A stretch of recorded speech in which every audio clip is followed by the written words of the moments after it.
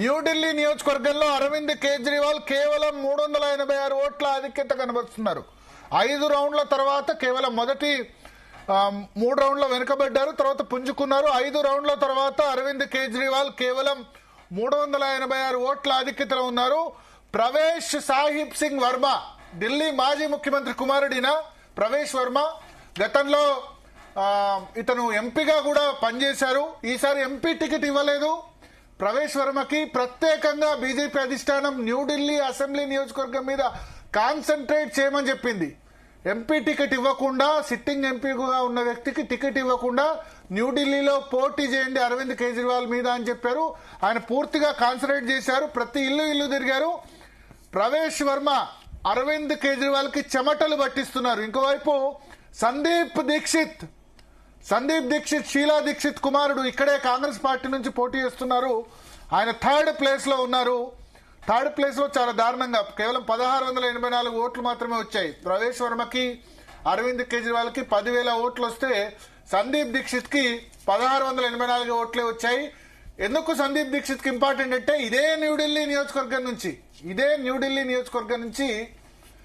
షీలా దీక్షిత్ 3 సార్లు chief minister గా ఉన్నప్పుడు ఇదే న్యూఢిల్లీ నియోజకవర్గం నుంచి ఆమె ప్రాతినిధ్యం వహించిన పరిస్థితి.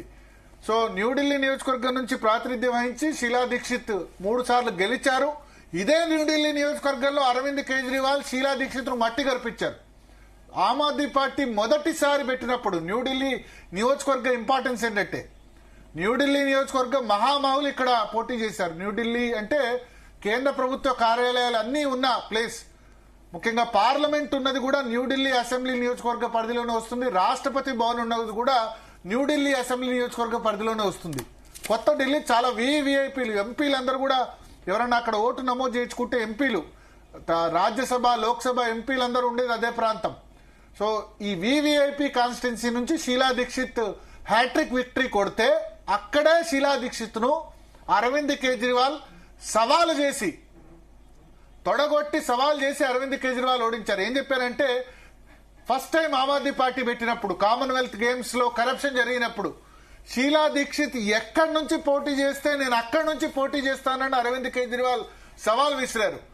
ఎక్కడి నుంచి పోటీ చేస్తే అక్కడి నుంచి పోటీ చేస్తాను, నేను సేఫ్ కాన్స్టిట్యున్సీ ఎంచుకోను గెలిచేందుకు అని మొట్టమొదటిసారిగా అరవింద్ కేజ్రీవాల్ ఎన్నికల్లో, అదే ఫస్ట్ టైం ఆమ్ ఆద్మీ పార్టీ పెట్టినప్పుడు.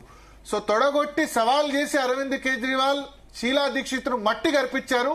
2013 అసెంబ్లీ ఎన్నికల్లో కాంగ్రెస్ పార్టీకి అప్పటి వరకు 3 సార్లు పవర్ లో ఉండే కాంగ్రెస్ పార్టీకి కేవలం 8 అసెంబ్లీ సీట్లు వచ్చాయి. ఆ 8 అసెంబ్లీ సీట్లో షీలా దీక్షిత్ అసెంబ్లీ సీట్ లేదు. షీలా దీక్షిత్ ముఖ్యమంత్రిగా ఉండి అరవింద్ కేజ్రీవాల్ చేతిలో ఈ న్యూఢిల్లీ అసెంబ్లీ నియోజకవర్గం నుంచి ఓడిపోయారు. ఇదే న్యూఢిల్లీ పార్లమెంట్ నియోజకవర్గం నుంచి అరుణ్ జైట్లీ, మన్మోహన్ సింగ్ లాంటి నేతలు పోటీ చేసి ఓడిపోయిన సందర్భం ఉంది పార్లమెంట్ సభ్యులుగా. సో న్యూఢిల్లీ అసెంబ్లీ గానీ న్యూఢిల్లీ పార్లమెంట్ కి ఇంత చరిత్ర ఉంది. సో అప్పటి నుంచి 2013 నుంచి వరుసగా అరవింద్ కేజ్రీవాల్ గెలుస్తూ వస్తున్నారు. 2013లో గెలిచారు, మళ్ళీ 2014 అసెంబ్లీ ఎన్నికల్లో గెలిచారు, 2019లో గెలిచారు. వరుసగా హ్యాట్రిక్ విక్టరీ అరవింద్ కేజ్రీవాల్ కొట్టారు. అటువంటి సిచ్యువేషన్ నుంచి చాలా సేఫ్ కాన్స్టిట్యున్సీ ఆమ్ ఆద్మీ పార్టీకి అనుకున్నారు.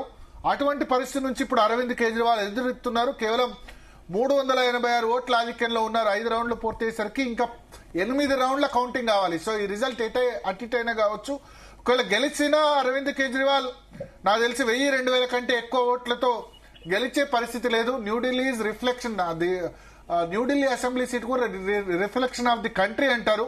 ఈ న్యూఢిల్లీ పార్లమెంట్ సీట్ ఎప్పుడు కూడా బీజేపీ గెలుస్తూ వస్తుంది పార్లమెంట్ సంబంధించి. బట్ అసెంబ్లీ ఎప్పుడు అరవింద్ కేజ్రీవాల్ లాస్ట్ 3 టైమ్స్ గా గెలుస్తూ వస్తున్నారు.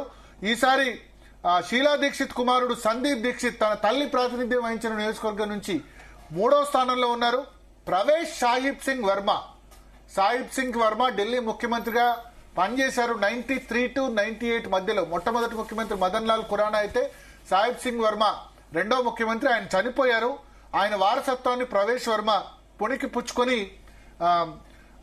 పోటీ చేశారు. ఇప్పుడు చాలా చెమటలు పట్టిస్తున్న పరిస్థితి అరవింద్ కేజ్రీవాల్ కు. మనతో పాటు దేవి ప్రసాద్ గారు బీఆర్ఎస్ నుంచి, అదే విధంగా సునీల్ గారు స్ట్రాటజిస్ట్ ఉన్నారు. సునీల్ గారు, ఏంటి అరవింద్ కేజ్రీవాల్ మీద మీ అనాలిసిస్ ఏంటి? ఎందుకు ఈ విధంగా ఎదురెత్తున్న పరిస్థితి కనిపిస్తోంది? సార్ అందరికీ నమస్కారం, good morning sir. Sir, Arvind Kejriwal ది మొదటి ప్రాబ్లం ఏమైందంటే కాన్సన్ట్రేషన్ మొత్తం ప్రతి అసెంబ్లీ మీద కాన్సన్ట్రేషన్ చేయడం వల్ల తన కాన్స్టిట్యున్సీకి ఎక్కువ టైం ఇవ్వలేకపోయారు. బీజేపీ గత 6 నెలలుగా voter to voter mark politics చేసింది. ప్లస్ వాళ్ళ అలియన్సెస్, ఇప్పుడు ఎల్జేపీ అక్కడ రెసిడెంట్స్ కొంత లేబర్ సెగ్మెంట్ లో ఉన్న ఎల్జేపీకి ఒక్క సీట్ ఇవ్వడం, బీహార్ లేబర్ ఎక్కువ ఉన్న ప్రతి ఒక్క ఓటర్ ని టార్గెట్ చేసి ఓటర్ టు ఓటర్ రీచ్ అయ్యారు. ప్లస్ వాళ్ళ ఫార్మేషన్ అంటే ఆమ్ ఆద్మీ పార్టీ పుట్టిందే కరప్షన్ అగైనెస్ట్. ఇప్పుడు ఆ కరప్షన్ వాళ్ళ మైండ్ సెట్ లో కరప్షన్ వీళ్ళే చేస్తున్నారు, వీళ్ళే వచ్చారన్న ఒక నినాదం చాలా స్ట్రాంగ్ గా తీసుకెళ్లారు. ప్రతి ఒక్క ఓటర్ కి లిక్కర్ స్కామ్, మల్టిపుల్ స్కామ్స్ వచ్చాయి. ఓకే. అండ్ పబ్లిక్ లో నరేటివ్ బిల్డ్ చేసింది బీజేపీ ఈసారి వర్క్ చేసింది 10% ఓట్ ఇంక్రీజ్ కోసం. లాస్ట్ టైం వాళ్ళు 38% ఓట్ తెచ్చుకున్నారు, ఈసారి 10% ఓట్ కోసం ఎంటైర్ ఢిల్లీలో వర్క్ చేశారు. Okay okay. అంటే అరవింద్ కేజ్రీవాల్ పర్సనల్ గా ఎక్కడ ప్రాబ్లం అయిందంటారు? అంటే ఆయన ఓవరాల్ ఇమేజ్ దెబ్బతిండవా? ఎందుకంటే సేఫ్ సీట్ కదా, షీలా దీక్షిత్ ఇదే సీట్ లో సవాల్ చేసి మరి ఓడించారు. అటువంటి సీట్లో ఇవాళ ఆయన అంటే ఈ సిచ్యువేషన్ ముందు నుంచి కొంత చెప్తున్నారు. Pravesh Varma door to door campaigning చేస్తున్నారు. గతంలో ఏదైతే ఆమ్ ఆద్మీ పార్టీ ప్రధాన పార్టీలు డోర్ టు డోర్ క్యాంపెయినింగ్ మర్చిపోయిన రోజుల్లో నాకు గుర్తుంది, నేను ఢిల్లీలోనే ఆ సమయంలో ఉన్నాను జర్నలిస్ట్ గా రిపోర్ట్ చేస్తున్నప్పుడు. 2013లో డోర్ టు డోర్ క్యాంపెయినింగ్ అన్ని రాజకీయ పార్టీలు మర్చిపోయాయి. సోషల్ మీడియా, టీవీ ద్వారా ప్రచారం చేసేవాళ్ళు వీళ్ళు డోర్ టు డోర్ క్యాంపెయినింగ్ చేశారు. అటువంటిది ఈసారి ఆమ్ ఆద్మీ పార్టీ మర్చిపోయిందా door to door campaigning? Sir, Aam Aadmi party door to door చేసింది కానీ లీడర్స్ చేయలేదు, కొంతమంది కార్యకర్తలు వర్క్ చేశారు. ఓకే. బీజేపీ క్యాండిడేట్ ఎలా చేశారంటే యాక్సెసిబిలిటీ. సార్, ఇప్పుడు అరవింద్ కేజ్రీవాల్ అందరికీ యాక్సెసిబుల్ కాడు. సీఎం అయిన తర్వాత బిఫోర్ సీఎం, ఆఫ్టర్ సీఎం అని పబ్లిక్ చూశారు. ఓకే. అండ్ గవర్నమెంట్ పైన వ్యతిరేకత ఉన్నది. లాస్ట్ 3 times గెలవడం, పబ్లిక్ లో వాళ్ళ మీద ఉన్న ఇమేజ్ వెళ్ళడం, అరవింద్ కేజ్రీవాల్ సీఎం కాకుండా అతిషి మీద, సీఎం మీద ఉన్న నెగిటివ్ ఇమేజ్, ఇప్పుడు పబ్లిక్ అక్సెప్టెన్స్ తగ్గిపోయింది. Okay okay. So Chandrababu Naidu ప్రచారం ఎట్లా ఉంది? తెలుగు వాళ్ళు లేకపోతే కన్నడిగా, సౌత్ ఇండియన్స్ ఎట్లా మీకు అనిపిస్తుంది ఈసారి? సార్, ఇవన్నీ 0.5% ఆర్డర్స్ అయినాయి. వాళ్ళకి కావాల్సిన 10% ఓట్ షేర్ ఇంక్రీజ్ కోసం బీహార్ ఓటర్స్, ఆంధ్ర తెలుగు ఓటర్స్ 0.5% మీదే బీజేపీ వర్క్ చేసింది. ఓకే. ప్రతి ఒక్క అంటే religion wise, reason wise, south Indians, north Indians, labour sector, ప్రతి ఒక్క పార్టీ, ప్రతి ఒక్క లీడర్ ని తెచ్చి మార్కింగ్ క్యాంపెయిన్ చేయడం వల్ల రిజల్ట్ చాలా పాజిటివ్ వచ్చింది వాళ్ళకి. అంటే ఏ ఒక్క ఛాన్స్ వదులుకోలేదు. అండ్ వాళ్ళు ఔటర్ ఢిల్లీని ఎక్కువగా టార్గెట్ చేశారు. ఆమ్ ఆద్మీ పార్టీ బలంగా ఉన్న ప్రతి చోట వాళ్ళు అంటే గుజ్జరు, జాటు, యాదవ్ కమ్యూనిటీస్ లో ఉన్న ప్రతి చిన్న కమ్యూనిటీని టార్గెట్ చేసి రమేష్ బిదోరి అని అసెంబ్లీ కంటెస్ట్ చేపించి బలమైన నాయకులన్నీ, ప్లస్ ఆమ్ ఆద్మీ ఇంకొక ఎక్కడ మిస్ చేసిందంటే 20 మంది ఎమ్మెల్యేలకి టికెట్ ఇవ్వలేదు. ఓకే. దీంట్లో మీరు ఇప్పుడు చెప్పిన దాని ప్రకారం ఈ రమేష్ బిదూరి బాగా వర్కౌట్ అయింది. అతిషి సిట్టింగ్ సీఎం వెనుకంజలో ఉన్నారు. ఆమె 1635, 4 రౌండ్లే కంప్లీట్ అయినాయి 12 రౌండ్లకు.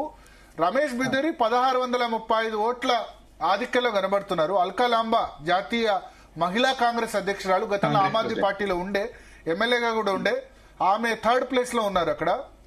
బట్ అతిషి వెనుకంజలో ఉన్న పరిస్థితి ప్రస్తుతానికి.